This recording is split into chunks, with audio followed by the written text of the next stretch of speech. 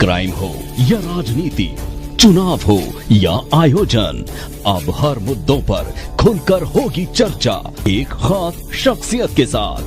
देखना ना भूलें हमारा कार्यक्रम एक खास मुलाकात, जो कि खूब वायरल हो रहा है। सबसे बहुचर्चित जो है राम की नगरिया में आपका बहुत लोकप्रिय हुआ है, जिसको कि पब्लिक लाइक कर दी है।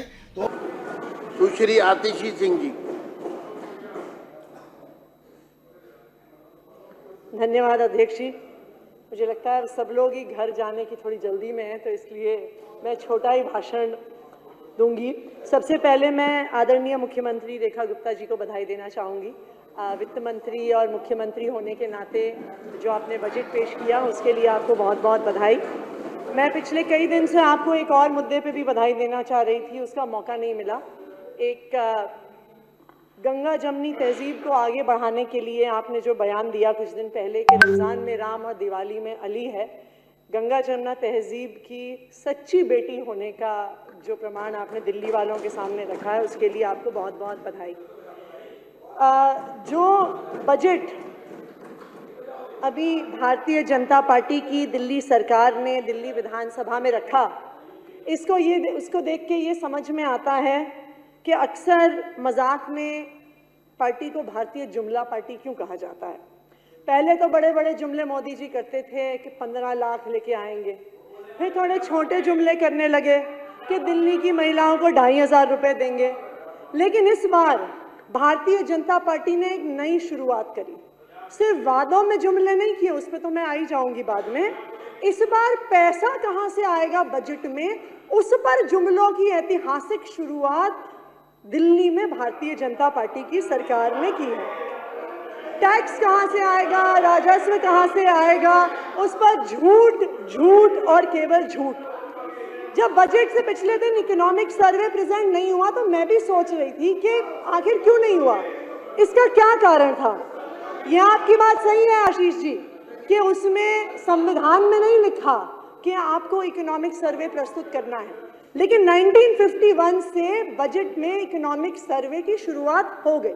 1964 से उसको अलग डॉक्यूमेंट बना के 51 से 64 तक वो बजट का हिस्सा होता था। 64 के बाद से उसको बजट से पिछले दिन प्रस्तुत किया जाता था।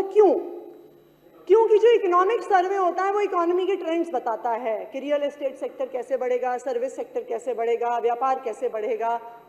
उसी के आधार पे एक जीडीपी ग्रोथ के प्रोजेक्शंस होते हैं। आप गवर्नमेंट ऑफ इंडिया का भी इकोनॉमिक सर्वे जो निर्मला सीतारमण जी ने रखा वो जीडीपी ग्रोथ के 6.5% के प्रोजेक्शंस बता रहा है, और उसी के आधार पे कितना टैक्स आने वाले सालों में आएगा उस इकोनॉमिक ग्रोथ के प्रोजेक्शंस के आधार पर डिसाइड किया जाता है।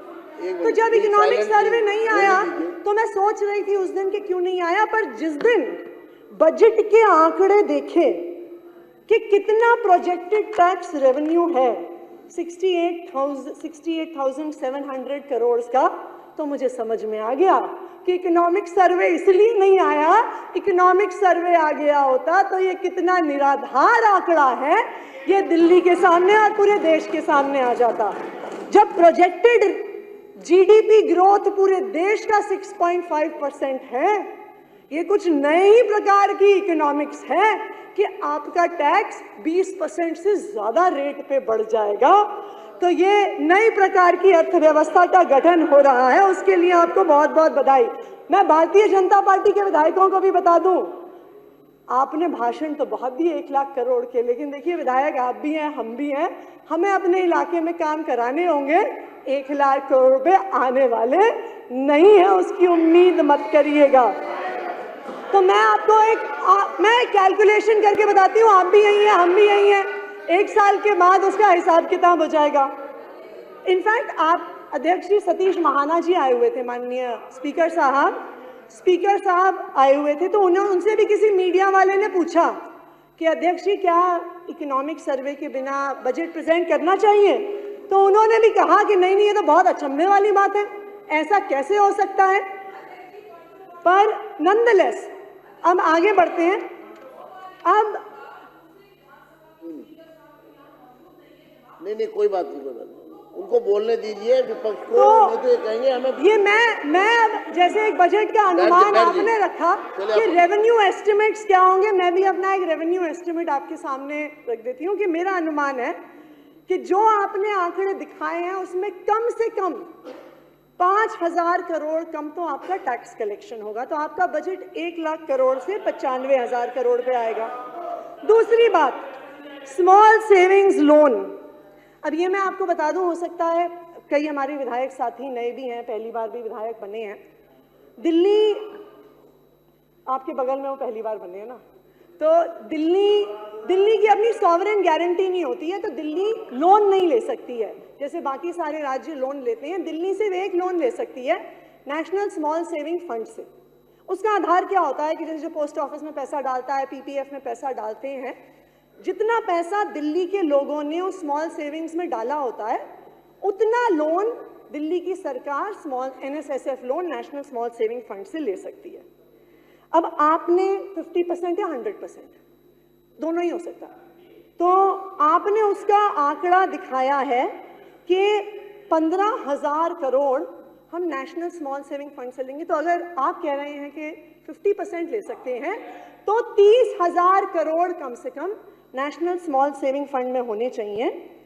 लेकिन अगर आप ये राज्यसभा में पंकज चौधरी जी जो minister of state for finance हैं, 2023 तक के आंकड़े उन्होंने प्रस्तुत किए थे साल भर पहले राज्यसभा में, तो उन्होंने बिल्कुल साफ कर दिया था कि स्मॉल सेविंग्स में जो पैसा जा रहा है वो लगातार घटता जा रहा है। दिल्ली में तो बहुत ही स्पीड से घट रहा है। दिल्ली में ये स्मॉल सेविंग्स फंड तकरीबन 10,000 करोड़ का होता था, 2020-21 तक 8,000 करोड़ पहुंच गया, 2023 के अंत तक ये मात्र 5,000 करोड़ रह गया। तो आप तकरीबन 2,500 करोड़ का, या हो सकता है 3,000 बहुत हो गया तो 5,000 करोड़ का आप लोन ले सकते हैं। 15,000 करोड़ के लोन का आंकड़ा बिल्कुल फर्जी है, तो आपका बजट 95,000 करोड़ से 85,000 करोड़ पे आ गया। फिर कहा जी कि हम समन्वय से काम करेंगे, केंद्र सरकार पैसा देगी। मैंने सोचा बहुत अच्छी बात है, हो सकता है हमसे तो नहीं बनती थी तो हमें नहीं देते थे। इनफैक्ट हमें तो जो 951 करोड़ कागज पे भी मिलते थे वो भी पिछले 2 साल से आए नहीं थे, कागज पे आए थे पर हमारे पास आए नहीं थे। तो मैंने सोचा कि चलिए बहुत अच्छी बात है, हो सकता है कि जिस तरह से मोदी जी अपनी सरकार को बचाने के लिए बिहार की सरकार को में नीतीश जी को पैसा दे रहे हैं, आंध्र प्रदेश की सरकार में चंद्रबाबू नायडू जी को पैसा दे रहे हैं, हो सकता है कि दिल्ली में अब उनकी पार्टी की सरकार बनी है, दिल्ली में भी देंगे। तो मैंने आंकड़े निकाले, मैंने कल से मैंने सोचा अपने बजट के अलावा केंद्र सरकार का भी बजट निकाल के देखा जाए कि आखिरकार कितना पैसा कौन से हेड में दिया जा रहा है। तो बिहार के पैसे तो मिल गए कि 1,43,000 करोड़ बिहार को दिए जा रहे हैं। आंध्र प्रदेश के भी पैसे मिल गए कि तकरीबन 60,000 करोड़ आंध्र प्रदेश को दिए जा रहे हैं। पर दिल्ली के पैसे मिल ही नहीं रहे थे कि कहाँ गए ये 6,000 करोड़ 7,000 करोड़ जो आएंगे। तो हमने सोचा कि एक बार देख लेते हैं कि ये पैसे कहाँ हैं जो केंद्र सरकार से आने थे। तो आपके बजट, दिल्ली सरकार के बजट डॉक्यूमेंट में लिखा था कि 2 हेड्स में पैसे आएंगे। Grant from central roads and infrastructure fund, 1,000 crore रुपए केंद्र सरकार इस फंड से देगा दिल्ली की सड़कों के लिए। तो हमने उसके भी कागजात निकाले कि कितने पैसे आएंगे। अब मजे की बात यह है कि केंद्र सरकार के बजट के डिमांड नंबर 86 में schemes of states financed from central road and infrastructure fund, जिसे आप दिल्ली के लिए 1,000 करोड़ रुपए लाने वाले हैं, schemes of UTs financed from CRIF का टोटल कैपिटल बजट 396 करोड़ है। तो 396 करोड़ में से लद्दाख को, जम्मू कश्मीर को, पुडुचेरी को, सबको पैसा जाना है, दमन एंड दीव को जाना है, दादरा नगर हवेली को जाना है। उस 396 करोड़ में से भारतीय जनता पार्टी की सरकार 1,000 करोड़ लेके आएगी। आपने चमत्कार कर दिया। फिर आइए, आपने कहा फंड रिसीव फ्रॉम, हमें तो कागज पे पैसा मिलता था, इनको तो कागज पे भी नहीं मिल रहा। उसके बाद फिर आइए fund receive from GOI for capital projects. तो कल रात को मैंने ये डॉक्यूमेंट निकाला 2025-26 का demand for grant central government की। तो जब ये जो डिमांड कितने पैसा दिल्ली को आएगा, मैंने कहा कहाँ है जी ये 6,000 करोड़ जो कैपिटल वर्क्स के लिए आने वाले हैं। मैंने एक डॉक्यूमेंट निकाला, दूसरा निकाला। दिल्ली को मैं आपको बताना चाहूंगी उतना ही 951 करोड़ आज भी केंद्र सरकार के बजट में है। कोई 6,000 करोड़ नहीं आने वाला है। सारे विधायक भारतीय जनता पार्टी के भी सुन लें, दिल्ली के लोग भी सुन लें, बजट में कहीं पर भी 6,000 करोड़ का कैपिटल फंड का कहीं भी एक शब्द नहीं है। तो अब अगर आप हिसाब किताब लगाएं, थोड़ी सी अगर हम मैथ्स कर लें, 1 लाख करोड़ में से 5,000 करोड़ कम हुए टैक्स में, 10,000 करोड़ कम हुए NSSF लोन के, 7,000 करोड़ कम हुए जो गवर्नमेंट ऑफ इंडिया से आना था, आपका बजट हो गया है 78,000 करोड़। आप हम पे आरोप लगा रहे थे बजट हमने कम कर दिया, बजट तो हमारी सरकारों से आपने कम कर दिया। ये दिल्ली की जनता को पता होना चाहिए। ना सिर्फ इतना, एक नई शुरुआत, अभी एक नई शुरुआत, अभी हमारे कई साथी यहाँ पे खासकर हरीश खुराना जी भी बात कर रहे थे कि जी फिस्कल डेफिसिट। आपको ये जान के खुशी होगी कि उसमें भी एक नई शुरुआत आपकी सरकार ने करी है। आतिश जी एक सेकंड जी, सदन का समय आधा घंटा और बढ़ाने का प्रस्ताव है। बहुत धन्यवाद अध्यक्ष महोदय। बस दो या 3 मिनट में और लूंगी। तो बजट का actual size Bharatiya Janata party के विधायकों को भी पता होना चाहिए, दिल्ली वालों को भी पता होना चाहिए। 78,000 करोड़ है। 1 लाख करोड़ के गुब्बारे में से हवा निकाल लीजिए, वो आने वाले नहीं है। अब घाटे की बजट, फायदे की बजट, आप एक बार ये डॉक्यूमेंट निकाल, बजट एट अ ग्लांस। आपके ही डॉक्यूमेंट में लिखा हुआ है कि 25-26 में 13,702 करोड़ का फिस्कल डेफिसिट, दिल्ली के इतिहास में सबसे ज्यादा fiscal deficit Bharatiya Janata party की सरकार लाने की बात कर रही है। तो 2 चीज देख लीजिए, जुमले का बजट के पैसा आने नहीं वाला, दूसरा फिस्कल डेफिसिट 13,000 करोड़ का फिस्कल डेफिसिट आपकी सरकार लाने वाली है। बाकी और 2-3 चीजों पे जो एक्सपेंडिचर की है उस पर ध्यान दिलाना चाहूंगी अध्यक्ष महोदय। दिल्ली इतना इन्फ्लेटेड बजट के बावजूद भी इंपॉर्टेंट हेल्थ फैसिलिटीज का बजट काटा जा रहा है।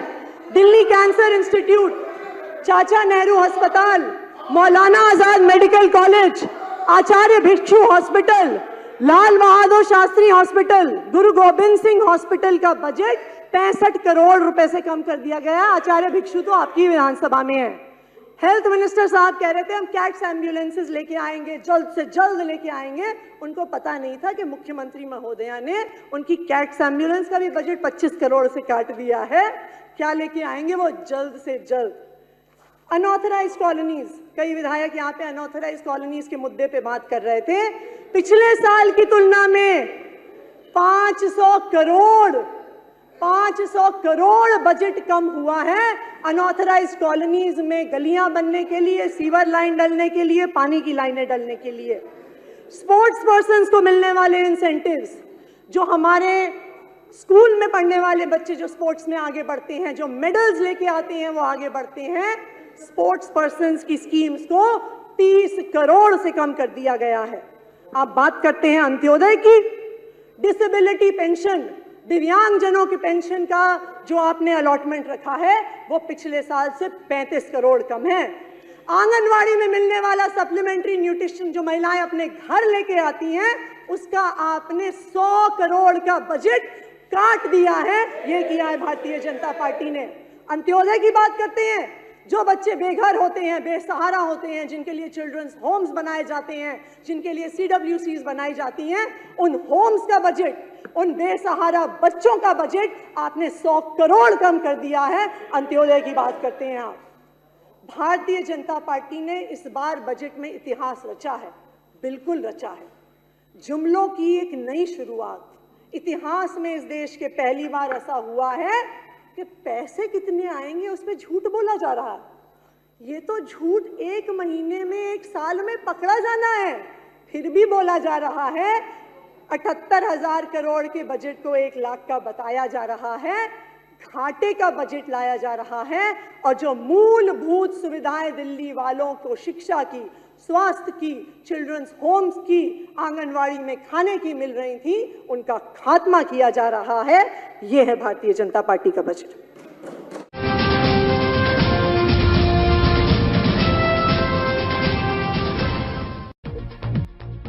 क्राइम हो या राजनीति, चुनाव हो या आयोजन, अब हर मुद्दों पर खुलकर होगी चर्चा एक खास शख्सियत के साथ। देखना ना भूलें हमारा कार्यक्रम एक खास मुलाकात।